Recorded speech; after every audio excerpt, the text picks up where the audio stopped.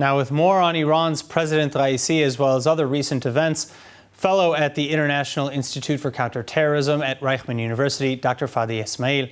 Fadi, it's great to have you back with us as always. So starting with Raisi's Holocaust denial, do you think he really doesn't believe that the Holocaust happened, or is his denial more of a political move in order to somehow justify anti-Israel sentiments?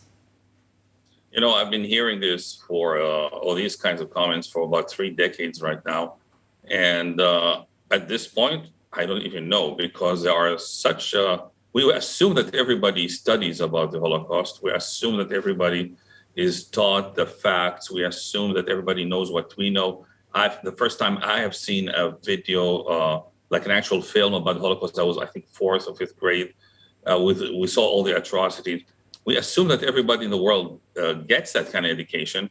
Apparently, many don't. Actually, way too many don't. So either it is some kind of ignorance, I don't know. But what I can tell you for sure, it is willful ignorance, because once you grow up, there are so many opportunities to learn, to know, to study, to develop. And the Holocaust is ever present in everything in modern culture. So somebody like Raisi, who is not, he is a very educated person. He read many books in his life. He knows a lot about history.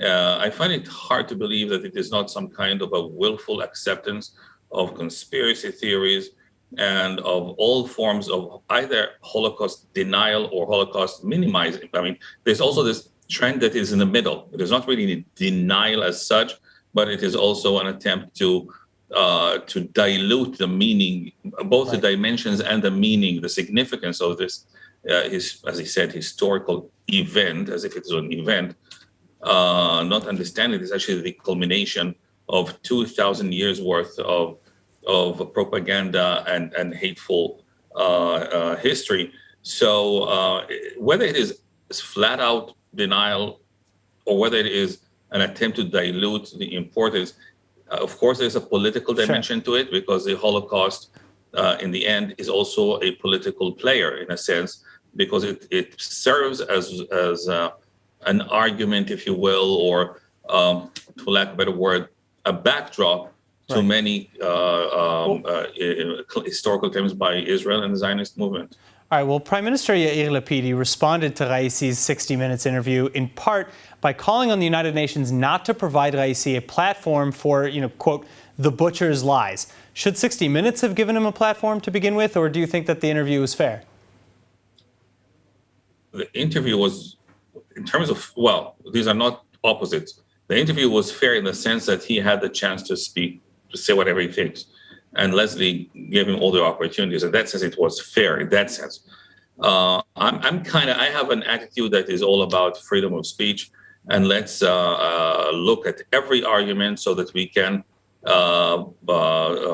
face it, and we can confront it head on. Some people disagree with that, and I can see why. Some people say, no, we have to put limits to freedom of expression. I come from a school of thought, an American school of thought, that says, let anybody make a fool out of themselves, and we are ready to confront and respond. But I can see the counter argument that says, you know what, some people might take such nonsense and actually believe it. So that is that danger. My heart is all on the side of freedom of expression. All right, well, now the interview also called attention, of course, to his history as the Butcher of Tehran and more recently the murder of Mahsa Amini, a woman who was beaten to death by Iranian morality police last week for not wearing her hijab properly.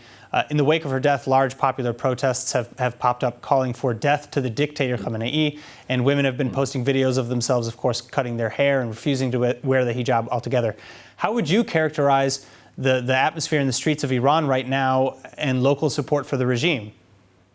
Look, my colleagues that are busy following the information coming from the streets of Iran in general, it's not only Tehran, by the way.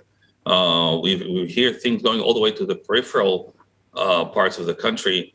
Look, the young generation, and I would say the not so young generation, is fed up with this so-called morality police. Nobody can police somebody else's morality. People have to make their own choices, definitely not what they wear and how they cover their hair and stuff and things like that. What I am worried about is that the lack of support from the West. We need support from the West for these wonderful young people who risk their lives going out on the street and calling for, you say, the death of Khamenei. Well, he's going to give them their wish very soon. My question is, where are we in the West? What are we doing for these guys? And I'm very scared because I remember the Green Revolution and what happened with it. So, all right, Dr. Fadi Essmaeel, thank you so much for joining us. Thank you for having me. Have a great day. Hi everyone, it's Emmanuel Kadosh. I wanted to invite you all to subscribe to ILTV Plus, where you can find our daily news and updates about Israel. And not only that, but live feeds, entertainment, our kosher food show, and so much more. Needless to say, your subscription to ILTV Plus helps us grow and create more content while also supporting the state of Israel. Our app is available on all platforms and devices, so I'll see you guys there.